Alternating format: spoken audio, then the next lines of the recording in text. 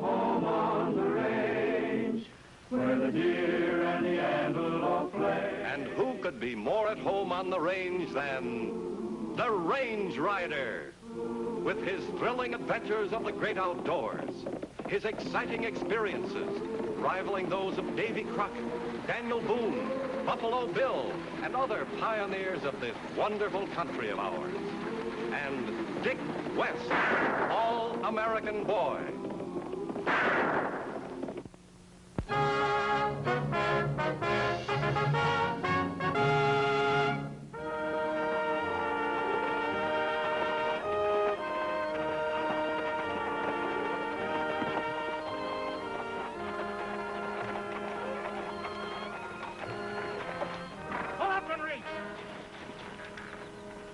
What's the big idea anyway? Shut up, you. We don't have anything of value, fellas. Probably mistaken identity. You think? We know who you are, Mr. Range Rider, and you ain't wanted in this territory. Mind telling us why? We aren't telling you nothing. Just turn your horse around and get going.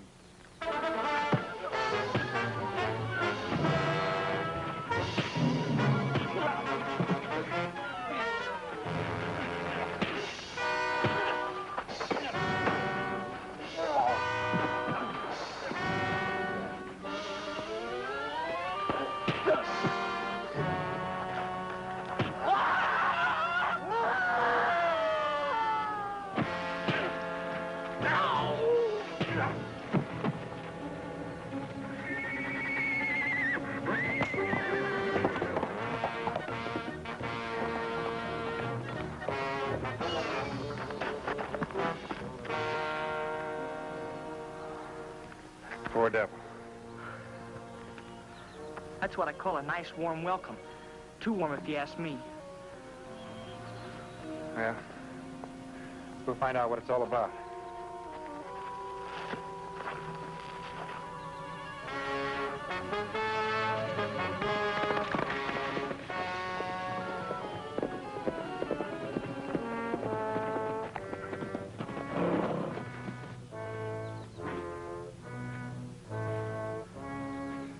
We tried to stop him. Fred got killed. I was lucky to get away.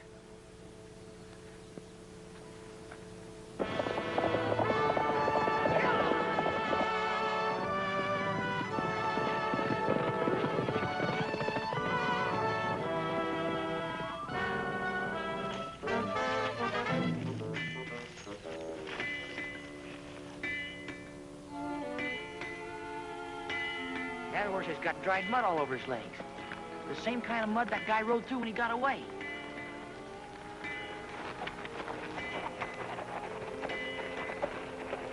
Morning. You own this place?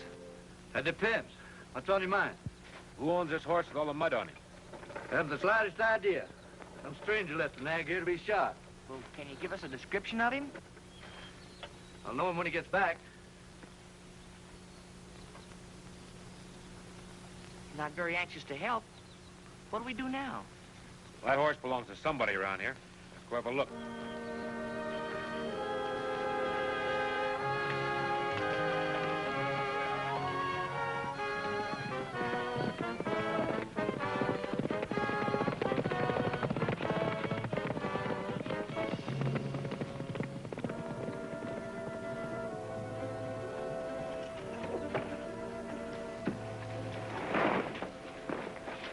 The insulators at the Oak Creek relay station, Tim. The express wagon will drop them off there. That's mighty good news, Miss Jean. What about the wire?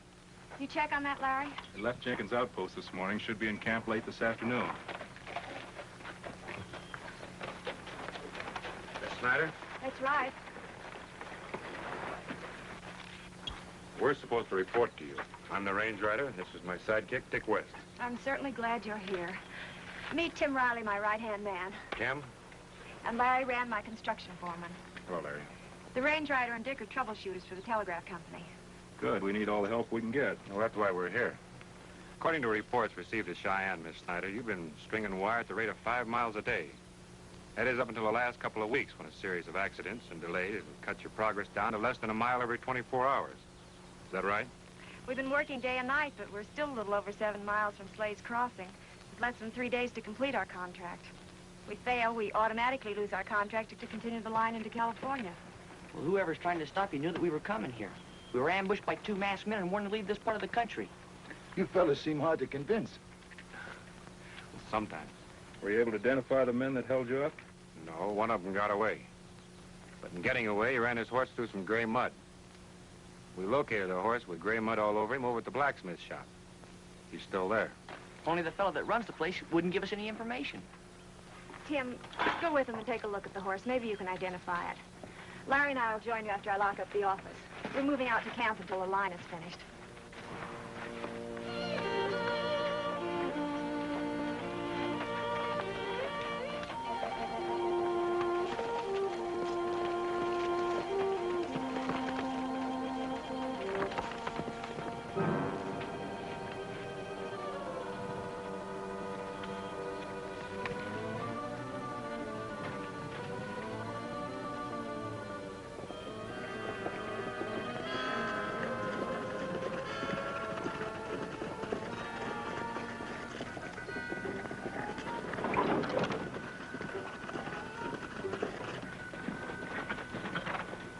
What happened to that horse all covered with mud that was here a little while ago?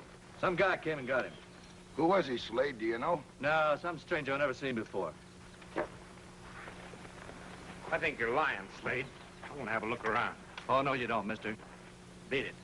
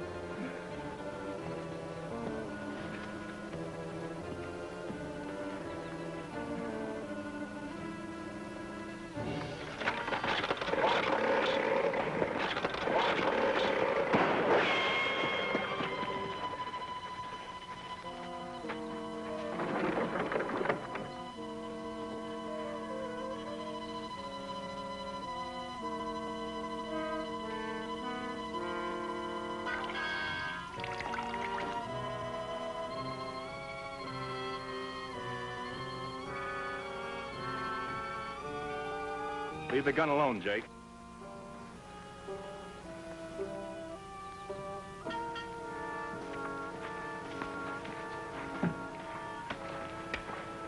Thanks for helping us out.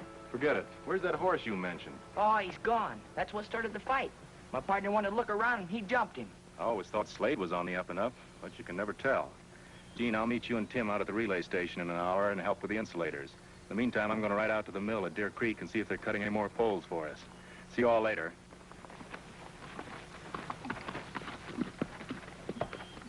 Miss Snyder, who received the message that Dickie and I were coming to Slade's Crossing?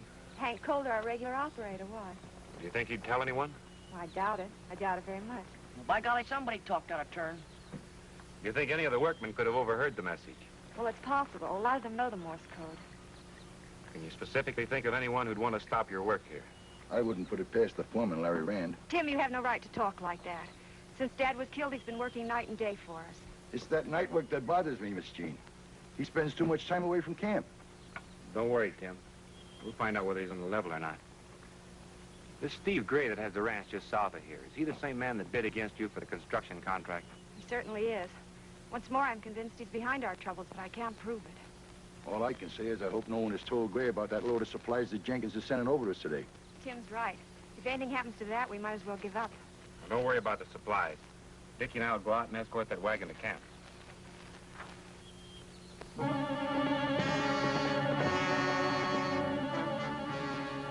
About time you got here. Sorry, Mr. Gray, I had to have some excuse for leaving. Why didn't you let Jake plug the range rider when he had the chance?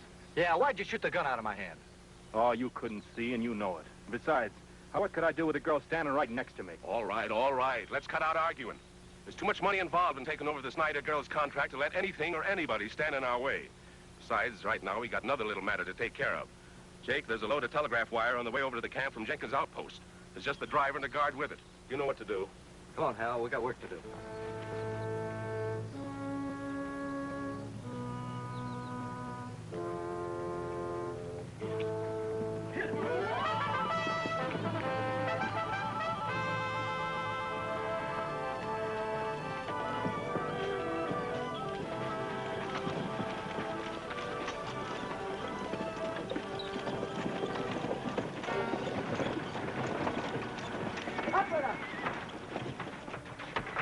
that wagon. Take charge of these supplies. Burn them and dump them over the first cliff you come to.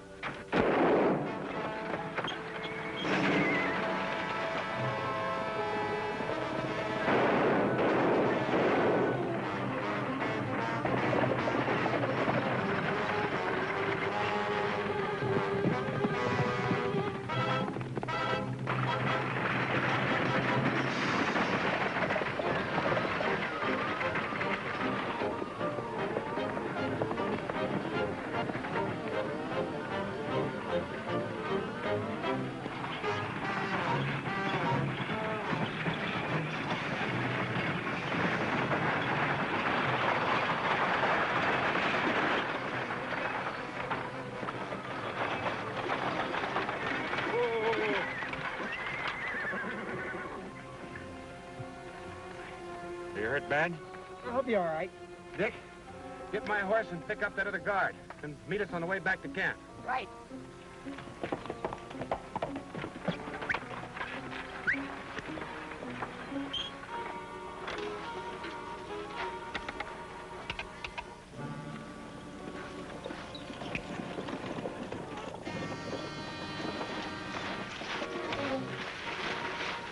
What happened? Looks like you ran into some more trouble. That's right. I'll tell you all about it as soon as we get this man's shoulder fixed up.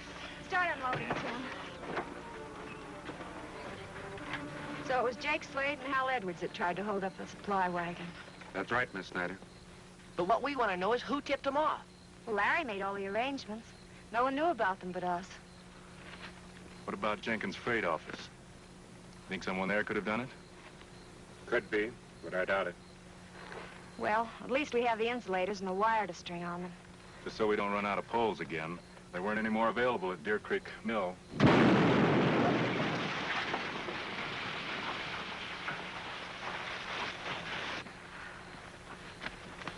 They just blew up a wagon load of poles and wire.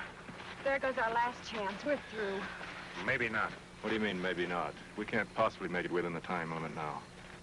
Gene, does your contract stipulate a certain number of poles at a mile? No, but Then we'll salvage every bit of wire that we can find. We'll put on anything that's above the ground, use it till it falls apart. It might work at that. we can at least try. I'll telegraph Cheyenne and ask John Larson for an extension. He's an old friend of Dad's, and I know he'll help if he can. Tim, you and Dick will alternate tonight on guard duty. We don't want anything else to happen, right? Right. I'll take the first shift if you want me to. I'm not tired. Well, okay. You go ahead and I'll relieve you in 4 hours.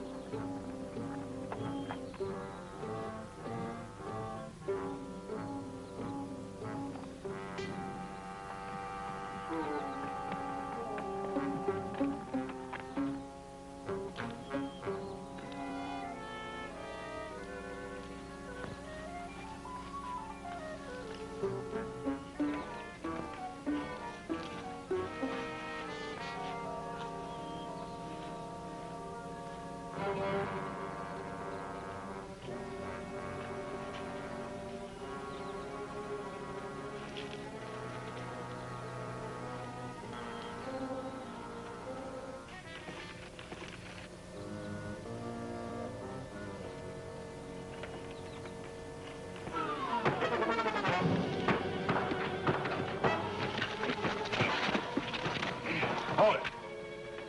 All right, now, who's paying you to sabotage this company? It was an accident. I can explain everything. Maybe you can, maybe you can't. I'll give you the benefit of the doubt. Now get out of here.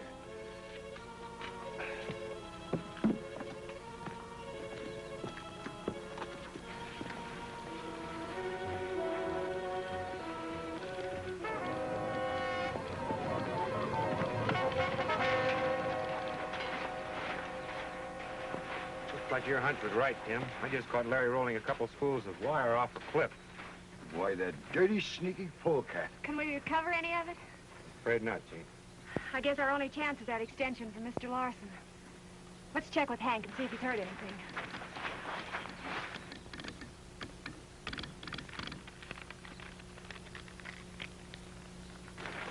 Anything important, Hank? Just the operator at Laramie testing the line. Anything from Cheyenne? Not a thing. I'll take over the keel well. You go help the boys. All right.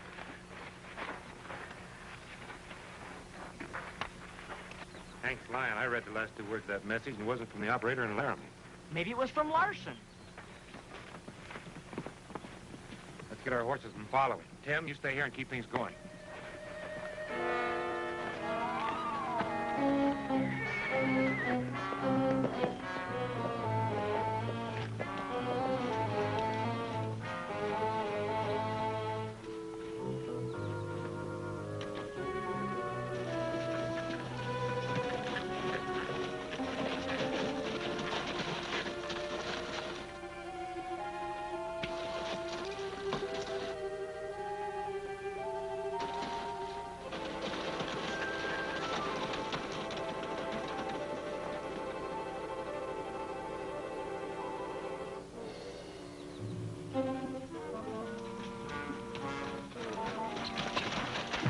Hold it.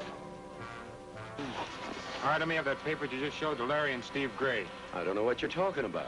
What piece of paper? This one right here. Hey, partner, it's a note from Cheyenne. It says, John Larson will arrive at Slade Crossing this afternoon on the Overland Stage to arrange for extension of Snyder contract. All right, get off your horse. What are you going to do with me? Just ask you a couple questions. Now, where were Larry and Gray going? I don't know. All right, I'll ask you again. Where were they going? All I did was deliver a message. Answer my question. All right, I'll tell you. They went after some more men to stop the coach and get rid of Larson. All right, tie him up, Dick. I'll get word to Gene to get some more help.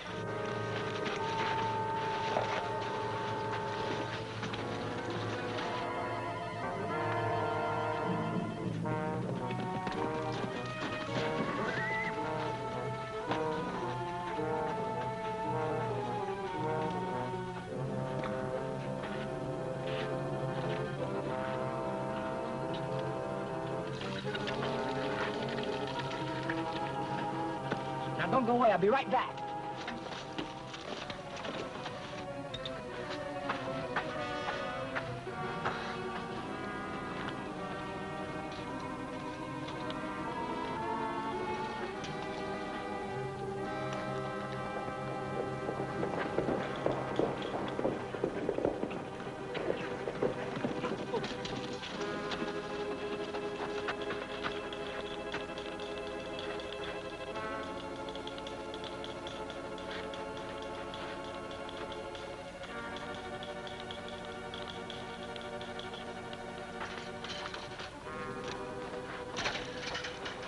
We've got to intercept that stagecoach.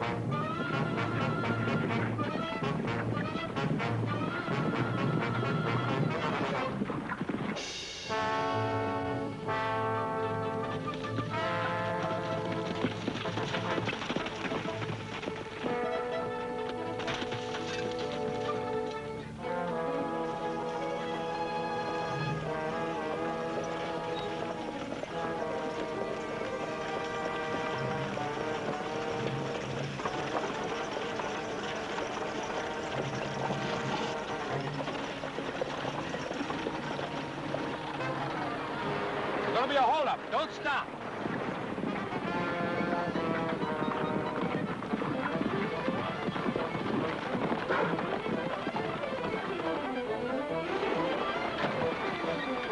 Larson? Yes.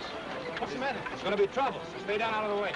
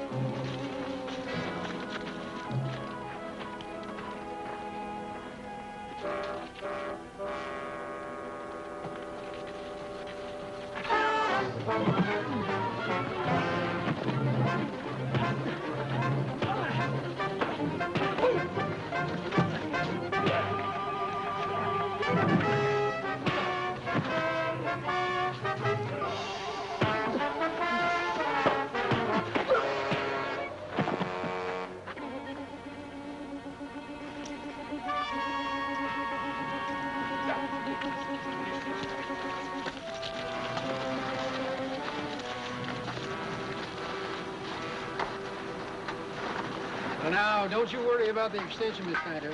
I'll give you plenty of time to finish the job. Thank you, Mr. Larson. What I want to know is how did you send that message to me about Larson? That's our new secret invention. Sure, partner. All right. Dickie, get me a canteen full of water. Sure.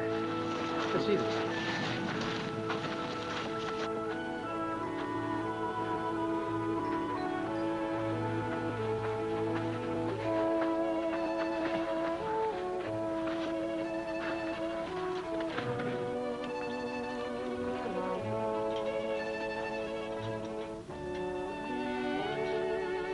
Dickie, pour the water on the base of that guy wire. Give me a good contact.